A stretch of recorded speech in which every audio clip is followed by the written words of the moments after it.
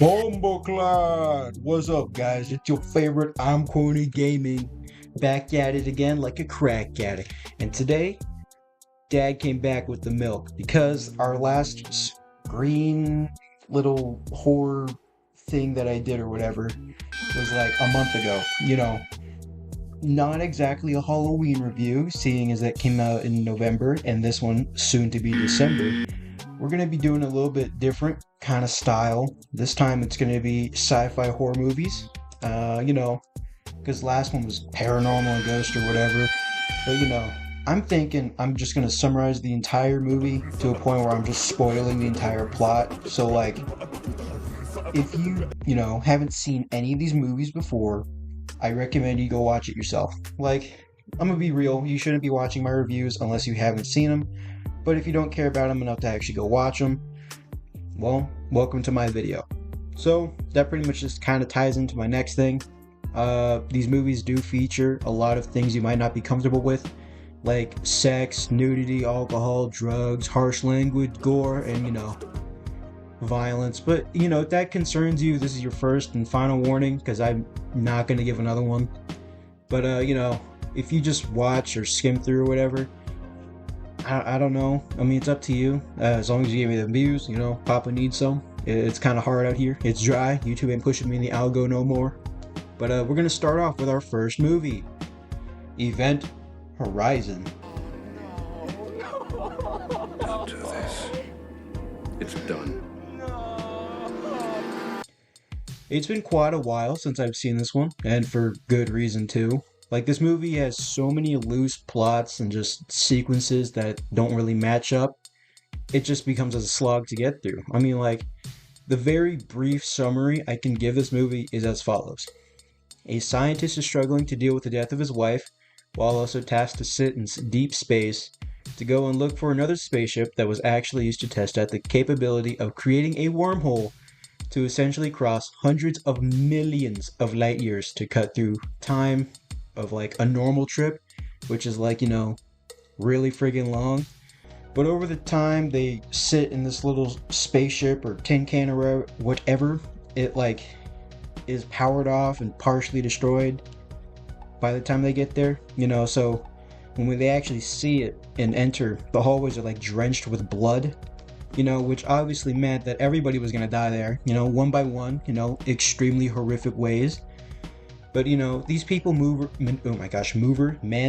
through this big can of death. They actually get hints that crossing through the wormhole tells a literal friggin' hole into a pocket of hell.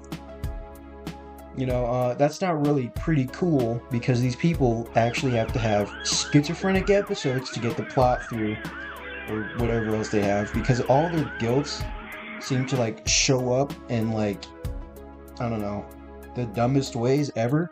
Like, every time they're alone, they have a little manic episode of like, you killed me or whatever, like, I'm on fire because of you, and it's pretty much all they do. But I mean, like, the person that gets affected the most is like that scientist that I mentioned previously. Like, he begins to exude more of a hellish behavior. His body also deteriorates until he's like naked and covered in blood. Like I said, it's something they do. But he takes on the role of like a space Satan. He tries to turn on the wormhole generator to try and trap everybody in hell. But this plan fails before it even happens, because they planted bombs on the ship before they actually like left to destroy everything that's there. So, the ship captain, also played by the guy who plays Morpheus, also known as Lawrence Fishburne, sacrificed himself to save the remaining crew members, and he blows himself up along with the ship. And if my memory serves me right, because I watched this movie like a couple months ago, there's like 3 people that actually survived this whole ordeal, but the ship blew up, pretty much had a part of the wormhole generator still functioning. But it pretty much means that the people that are still like alive are stuck waiting for rescue with this piece of the generator. But one of the crew members has like a nightmare or something, and it shows that space demon guy saving these people, which pretty much means they're not really free from this evil entity. Well, I mean, that's, like I said, that was it. It's a very brief summary of this hour 30 something minute movie. And now that I've said whatever I did, it's still very hard to describe the events of this movie without like reading a script a mile long. Because like I said, it's just a lot of loose things. There were some goofy usage of like CGI in the movie had some, I'm not going to stop talking about it. There was a lot of things missing. And there were just so many dreamlike sequences that I definitely could have sat through more if they were going to give me some more information about the characters we were watching. To my knowledge, they cut like 40 minutes of content from this movie. The things they cut were like 2 subplots, an entire speech, the reason why they actually found the ship itself. There was like 3 alternate endings they had too. And the things that I think they could have done without was, flashes of torturous scenes from this hell dimension they keep talking about. And, that little torturous scene they also had kind of written in was a rotting baby vision. Yeah, well, I mean, that we could have, like, completely erased. Like, nobody needed that. Like, there was no reason to record it and still say, we'll think about that later. But, that was the event horizon. It was pretty much something that sounded cool on paper, but, it just came out as a confusing edgelord mess. If anything, the best thing that happened to this movie was getting Sam Neill, the doctor guy who was the anthropologist or whatever that guy who digs up dinosaur bones is from Jurassic Park. And like I said, Lawrence Fishburne, the guy who plays Morpheus. But that was it. The next movie I will summarize is Scanners.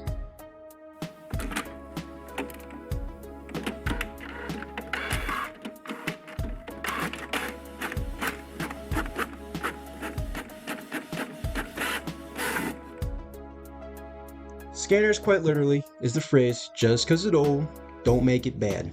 I saw this movie thinking it was going to be like a cheesy Jimmy Neutron, brain blast the guy across the room type of thing. And since I'm already spitting fire, I'ma say this. Every time they're microwaving these people, they're like shaking as if a chihuahua's in a room with a vacuum getting turned on. It looks goofy because it's supposed to show that these people using powers send them into a spastic frenzy of violent shaking. This movie was directed by David Cronenberg, the guy that made that one movie about a guy mutating into a nasty man-fly. So, you're going to see some crazy effects in this movie, and they do not disappoint. Anyway, these people, called scanners, are something more akin to psychic chihuahuas that mad dog you whenever they find you threatening. These people are collected in such a peaceful way that they'll never want to leave the compound where they're poked with a massive needle full of paint thinner. One day, a scanner that looks exactly like Jack Nicholson's Joker is picked up at a lecture hall because he blows some dude's head apart like a watermelon by filling it with TV static. Later on, this guy is forced to go on to like another compound that he already was once at, but they transport him through like a 2-man caravan, which is kind of stupid. Like if you have a guy who can control you from like half a mile away with his brain, I'd probably have more than 2 people following you. But I bet you a crisp, uncreased $5 bill that nothing happens.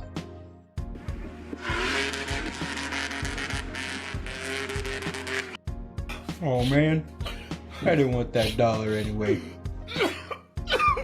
Whatever, we get introduced into another scanner that pretty much is influenced to become a clueless detective like Nick Valentine from the hit game Fallout 4, whose entire purpose is to find more people exactly like him. But their whole thing is they want to catch them and bring them back to the Institute before they actually destroy the world. But over time, our scanner finds out that his ability as a scanner is significantly more superior to the other scanners the Institute has picked up. I wonder why. Who knows? In this one scene, he does friggin' brain blast a guy so hard, he literally spontaneously combusts and burns to death. What? I want whatever the writers are having, because that cocaine sounds pretty friggin' crazy to write that one. But also in the scene, he finds out another woman there is a scanner. And since this is a movie from the 80s, she's immediately the love interest. Don't blame me. I'm just the player. Hate the game. Like, I'm just watching it, buddy. I'm the consumer for this. That movie was like 40 years ago, which is insane. But after a bit, we find out our scanner is the very first scanner ever born. And we actually learned that the other guy that we kept seeing, who, destroyed that other guy's brain with his mind, is actually his brother. Which means that these guys have a lot of time practicing with their powers. So, that's kind of friggin' cool. After a brief session of meeting each other back at the Institute, they do begin to stare at each other so hard that the main bad guy's conscience is Control-Alt-Deleted. Like, I'm not even kidding. He looks at him for like 2 minutes. He falls down. The other guy also falls down. But the guy who looks like Jack Nicholson gets up and he's like, "Don't worry, it's me, baby. Let's go back to my 2003 Toyota, even though this is 1983. But they pretty much just get up and leave with the other guy's conscience stuck in his head. But now that they're gone, it pretty much leaves his old shell begging for a new brain to be input. But the movie then cuts to an end with our main scanner and his love interest leaving the Institute as it fades to an end card. That was the movie Scanners. The most atmospheric, ambiance sound for a movie that was made in the 80s. It rarely used background music, mostly relying on the sounds they could garner from the surrounding areas. And also in this movie, they do blow a guy's head off by brain blasting him. I know I've said it a lot, but I actually researched how they did this effect. They filled a 12-gauge shotgun tube with dog food, fake blood, friggin' rabbit livers, and shot it at an angle so it looked like the inside of his head was blown apart. That was so friggin' cool. That was insane ingenuity. I didn't know how they actually did that. It was really, I thought they just used a balloon with fake blood. That was pretty friggin' sick. I recommend this movie so hard. Now it's time for our next movie, Explorer from Another World in 2022. This movie is pretty short. I think it was an hour and 10 minutes. The movie plays out like a legacy monster horror film would, For those that don't understand what a legacy horror monster may be, I'm talking Wolfman, Creature from the Black Lagoon, Dracula, The Mummy, those guys. This movie is about an alien race that is so curious about Earth and its inhabitants, they send an explorer from another world. I said the thing, guys. I said the title. But they sent them over to Earth to study a rural county in Indiana, somewhere in the 1960s. We get introduced to a family that doesn't play too much of a role, except for their son, who we learn is invited to sneak out of his house to go to a movie theater, which is more of just a drive-in. For those who don't know what a drive-in theater is, it's where you and your friends or family or whatever, or your date or whatever, go to a car lot with other cars to watch a movie. I know, that's something that's so hard to comprehend, guys. I didn't really know what that was until I just told you what it was. But like I said, they'd go to a drive-in theater to watch a scary movie, but since they're kind of late, his two friends drag him through the woods because it's kind of, the shortcut. But they do have a little unexpected speed bump. There is a big old alien seen sliming out an old drunkard that can't shoot because he's absolutely hammered on his XXX cough syrup liquor. So after seeing this, they go to the resident scientist because everybody in a small town has to have at least one guy who can explain what an alien outside of their house is doing. So, I'm going to tell you guys pretty early on, this is pretty gory. I should have mentioned that when the drunkard was shot. I'm telling you, they, they pepper this guy with, alien shotgun or whatever it was. And, he starts poking holes out. It's kind of crazy because it looks like a fish tank with how much blood comes out of him. But, it was quite a lot. A couple other scenes of crazy gore is when an alien is dissecting a deputy's brain by burning away parts of his skin and skull to show the beet red brain. It was kind of crazy. It was like a scalping, but not with a jagged knife. And fair warning, there are some animal deaths in this movie, but they're small, like a chicken and I think a squirrel. They do also kill a child. I won't explain too much about it because it's kind of bad. But anyway, back to the summary. After the scientist learns about this, he calls the sheriff and tells him all about it. So the sheriff is like, I'm gonna sum him up myself. I used to do this stuff back in the Korean War. I was a great tracker. So he takes this double barrel shotgun or whatever, and he walks into the woods, not to be seen for another 20 minutes. So we cut back to the scientist. He did make his own little journey into the woods, and he found a spaceship, because there's an alien, so it has to have some sort of transportation. But he walks inside, and he sees his assistant was actually abducted and left in something that looks like it put her in a stasis pod. So, being a normal man of science, he fiddles with the thing he doesn't understand, which alerts the alien that there's an op aboard the whip and should be dealt with properly.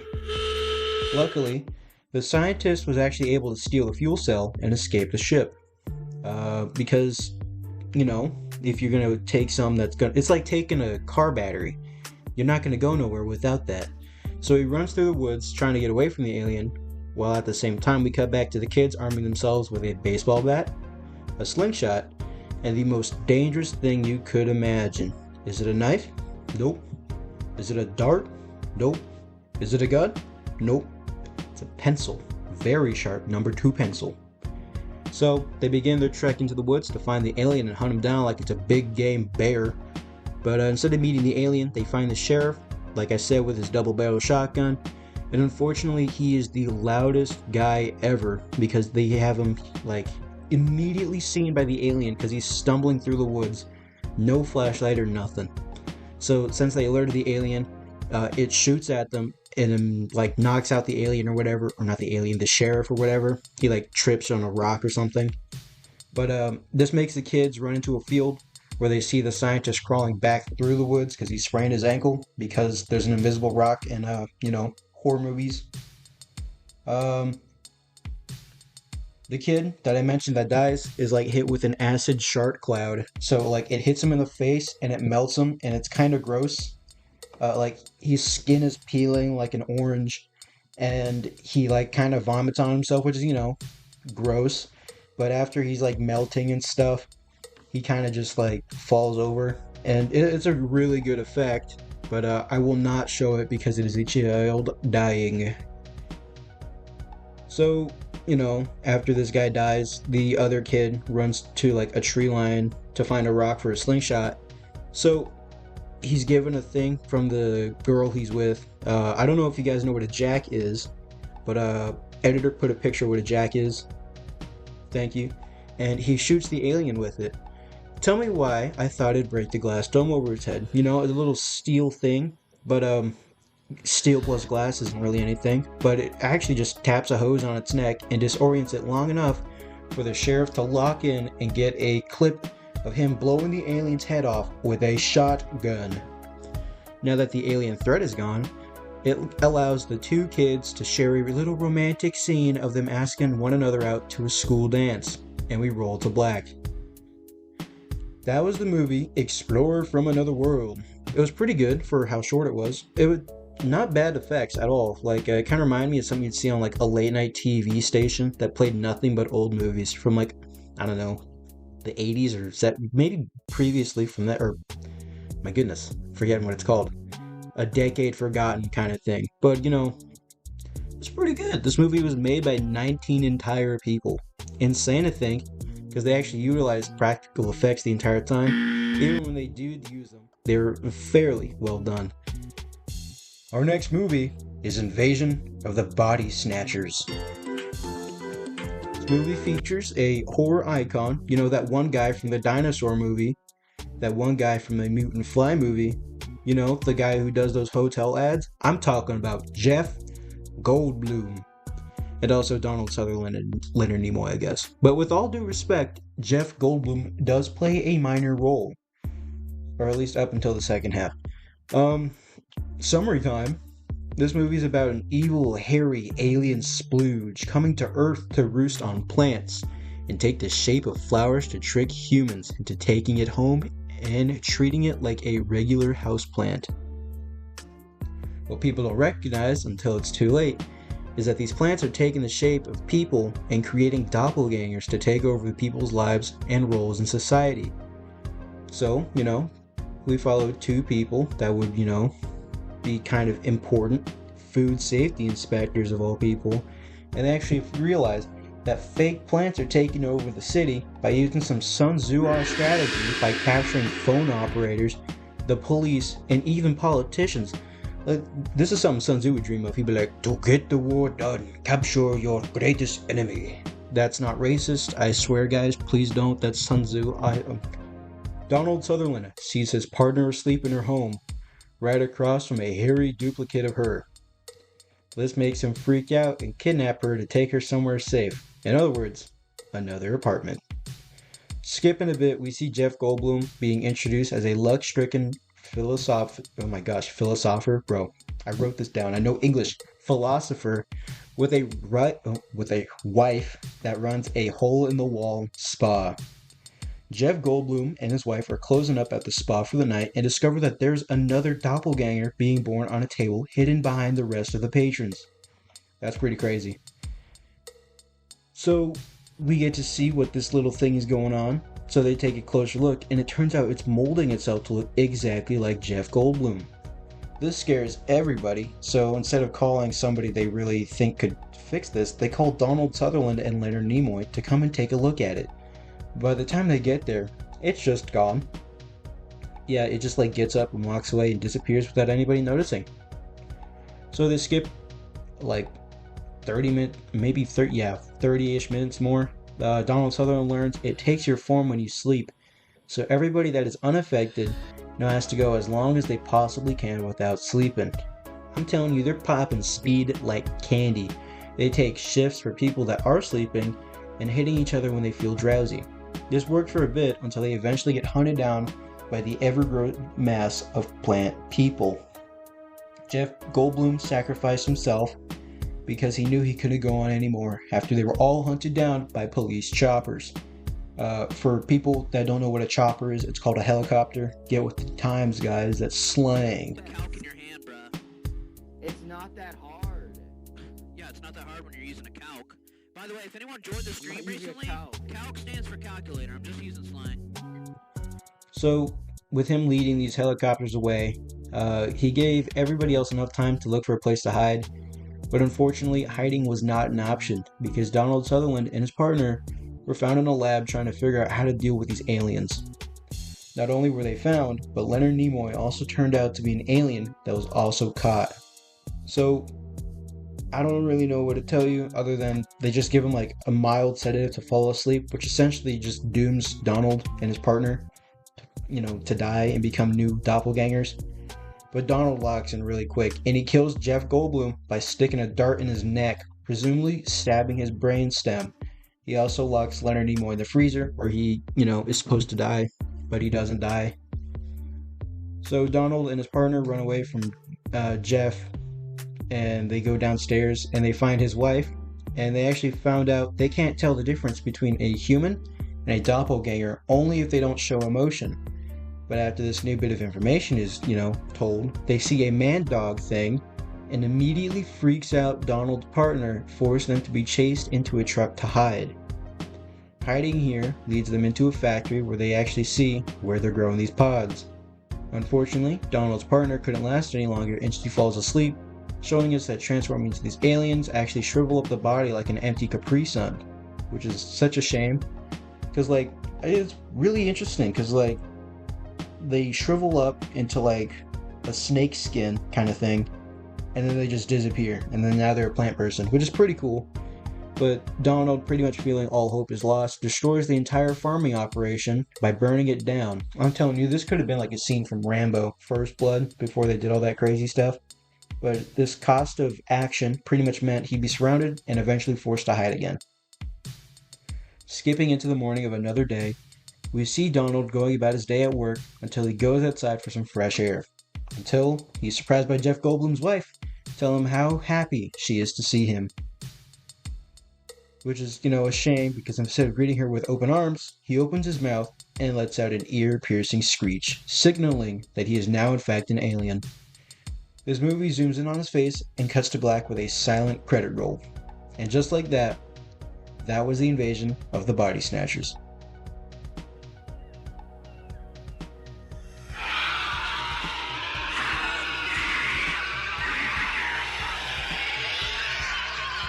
This movie is by far my most favorite of the films I had reviewed. It didn't rely on over-the-top violence to get its terror across the film's runtime, and even when it did utilize some violence, it was just enough not to disgust the viewers, and that's something that should be applauded. The cinematography for this film was probably among the best I've seen through these movies too. Like, I really did enjoy the shot of when Donald Sutherland's hiding in like a cracked closet as an alien was walking in the room to look for him. Like, the alien at one point was looking dead at him, but he like took a couple steps back so he wouldn't be in the light anymore, and you could just see his face was in fear of what was going on. It was really good. But remember, guys, these reviews are bare bones. I really do thoroughly recommend that you watch them. Yes, you, the viewer, take time out of your very busy days to go watch movies that are less than 2 hours long. But, I guess it's time to end the video now. I'm trying, guys. I'm trying really hard to get back into the grind of YouTube. I'm in college. I'm pretty sure I've told you guys that.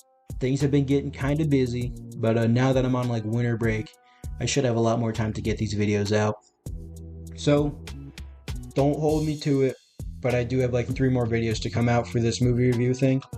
And if you guys are following the Instagram, please do. I'd probably leave a link below or whatever. But I did say, after I'm done with these, I might make a cooking video as like a celebratory thing to cap off the new year. So, I hope you guys are excited for that. I hope you're excited for these upcoming videos. And as always, I hope you enjoyed the video. Bye-bye.